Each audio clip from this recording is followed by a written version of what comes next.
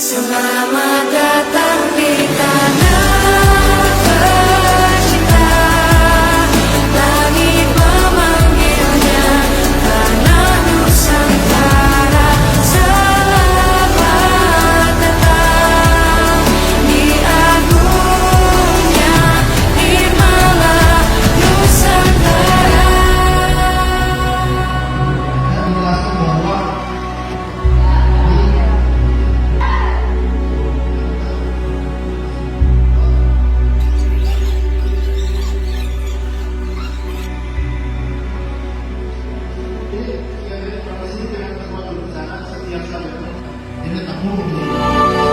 Wahai Sang Garuda,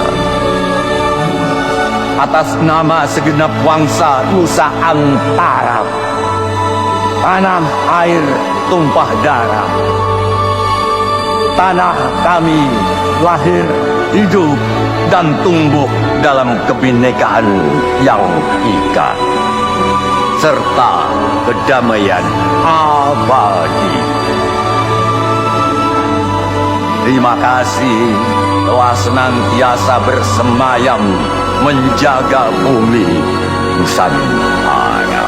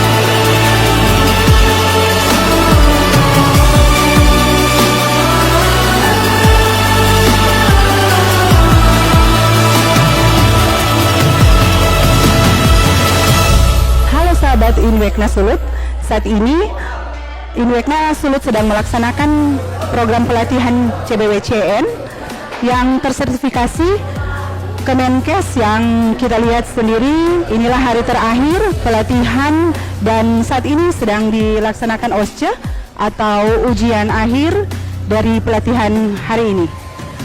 Baik, kita akan wawancarai Ketua Inwekna Sulut.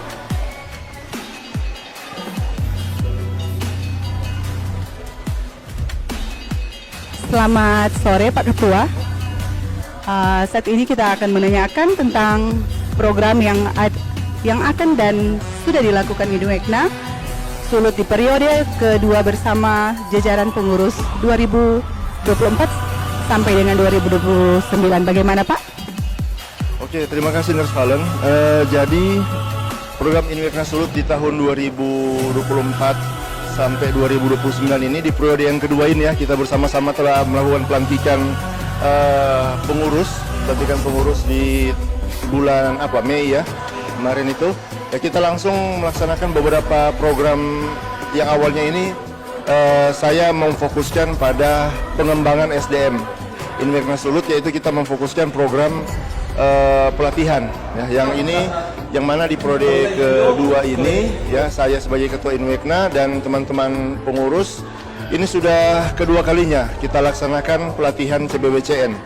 Yang pertama di Kota Mobagu yang beberapa bulan lalu, dan ini di Manado ya, yang bertempat di Akperumkit tingkat 3 Teling Manado.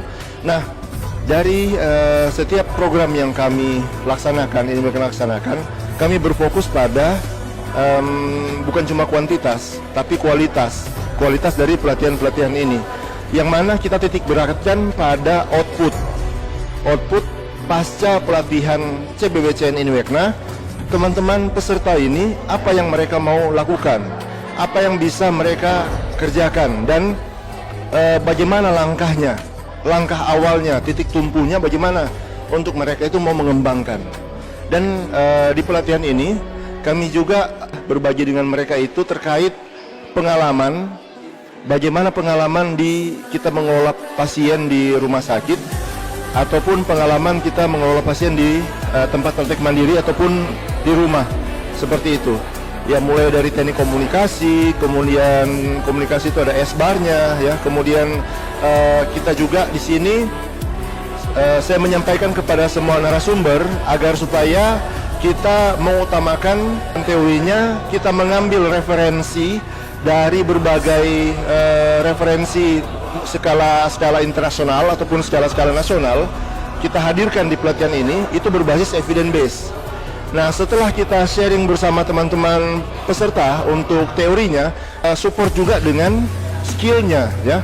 Skillnya kita latih agar teman-teman di pelatihan ini memang benar-benar mengetahuinya algoritma, yang mana algoritma itu mereka harus benar-benar mengerti, ya, bukan cuma mengerti tapi memahami. Bagaimana cara mereka itu merawat luka pada saat pasien datang sampai pasien itu sembuh. Itu seperti apa algoritma yang akan mereka lakukan. Nah, itu skillnya kita latih di sini.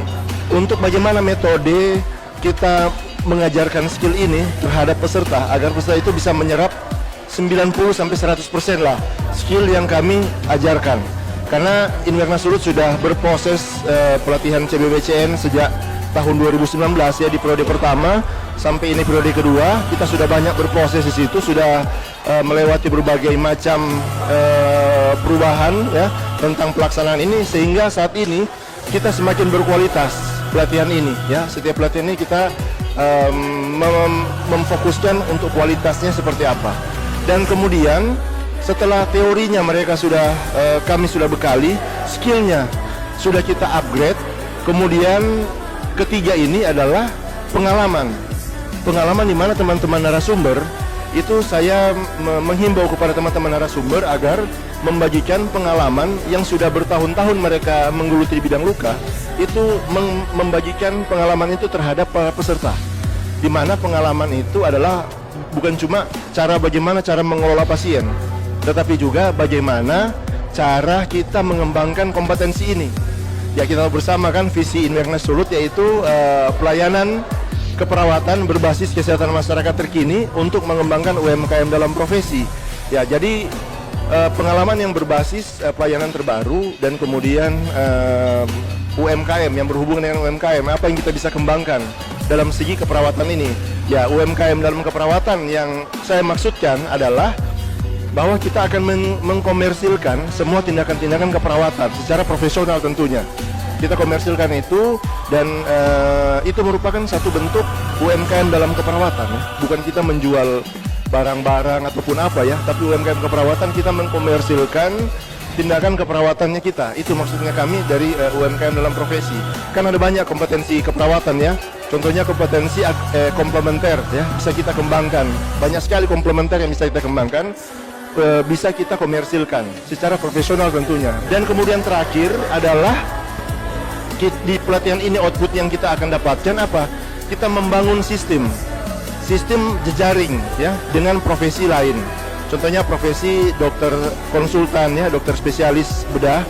Itu Inverna Sulut sudah beberapa dokter spesialis yang kita ajak kerjasama untuk sebagai konsultannya Inverna Sulut, agar supaya teman-teman yang buka praktek mandiri layanan sudah bukan merupakan kompetensinya kita lagi sebagai perawatan, kita bisa saling berkolaborasi dengan dokter konsultan, agar supaya kita bisa memangkas berbagai macam birokrasi, yang mana kalau kita pasien yang kita edukasi terus dia langsung kita arahkan langsung ke rumah sakit, itu dia akan mengalami berbagai birokrasi yang harus dia lewati, ya, dimulai dari fase pertama sampai di pusat rujukan. Nah, kita langsung memangkas, kita langsung konsultasi dengan dokter konsulennya, agar supaya pasien dari rumah itu sudah mengetahui siapa dokternya, dia mau bikin apa, di rumah sakit mana, berapa lama, keluarganya akan merawat saya sementara setelah dilakukan tindakan itu berapa lama, izin untuk kerjanya bagaimana, ya, yang untuk pengantar pasien itu.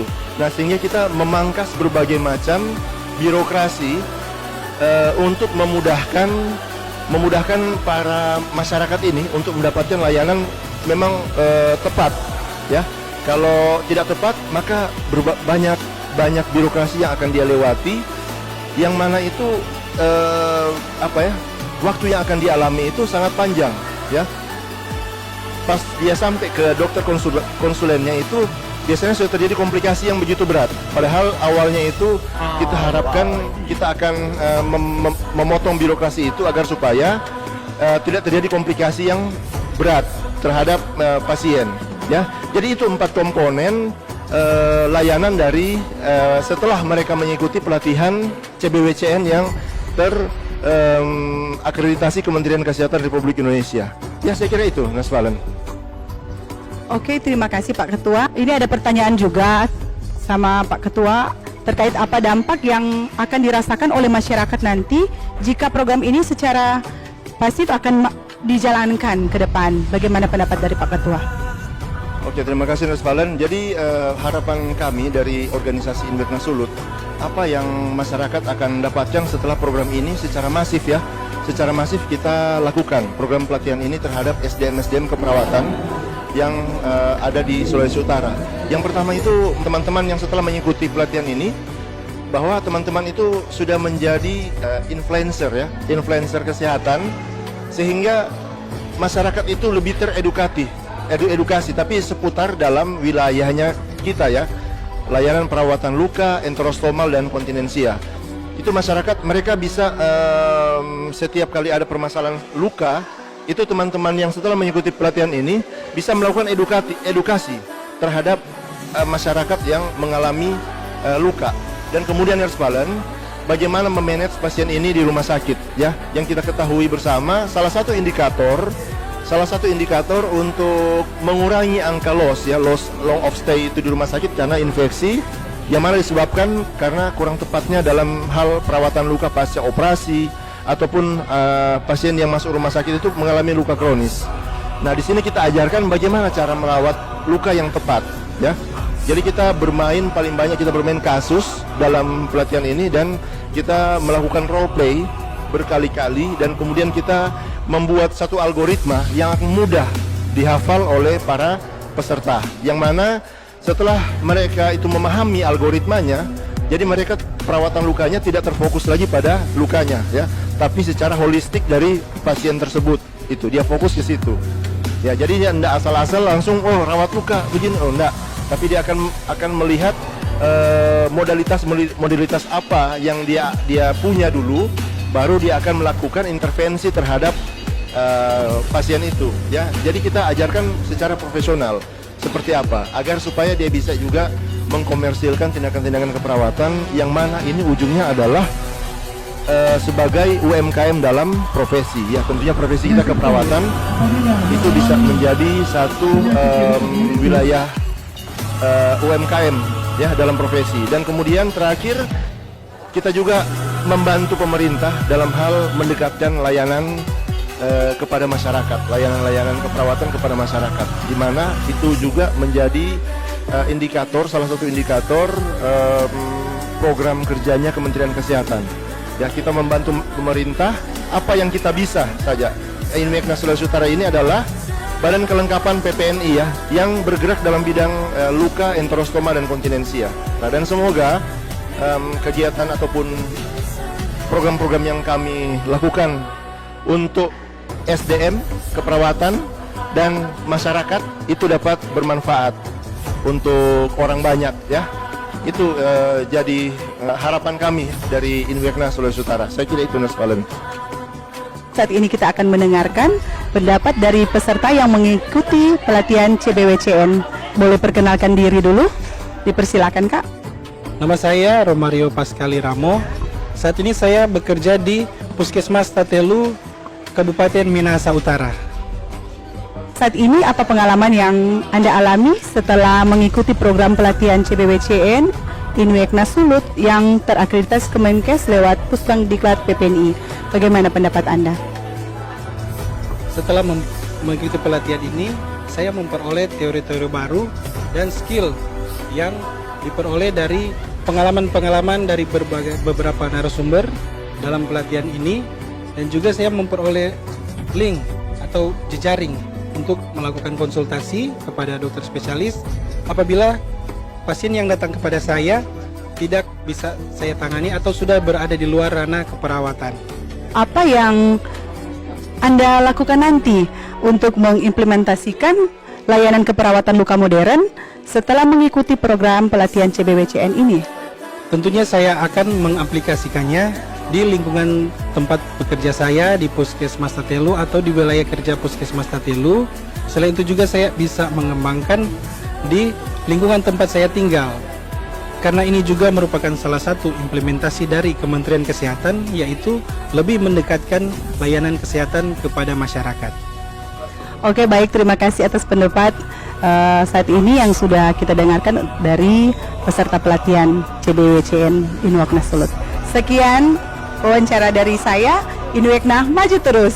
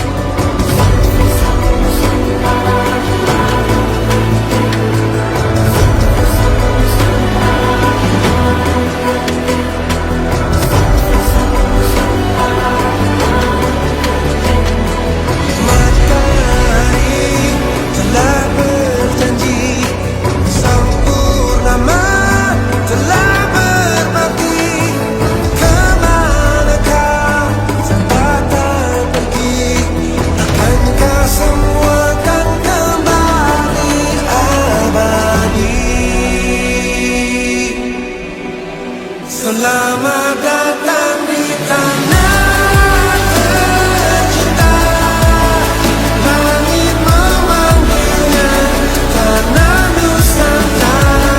Selamat datang di agungnya Nirmala Nusantara.